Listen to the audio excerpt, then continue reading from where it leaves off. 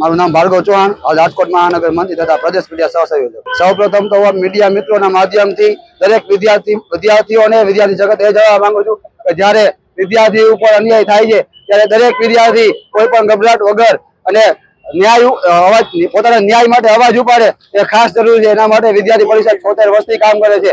ત્યારે હું વાત કરું તો આજે પૂરા ગુજરાતભરમાં એક પ્રાંત સ્તરીય આંદોલનનું આયોજન કરવામાં આવ્યું છે, જેમાં અનેકવાર સરકારને રજૂઆત કરવામાં આવી કે જે જનજાતિ સમાજના વિદ્યાર્થીઓ છે એની સ્કોલરશીપ શરૂ કરવામાં આવે।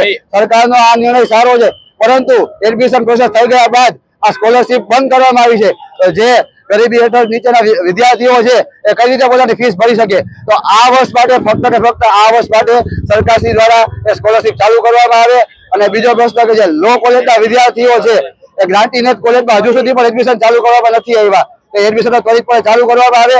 અને જે ગ્રાન્ટીનેટ કોલેજોમાં જે જગ્યાએ 2-4 પ્રોફેસર હોવા જોઈએ ત્યાં ફક્ત ને ફક્ત સરકાર દ્વારા 2 પ્રોફેસરો રાખવામાં આવે છે।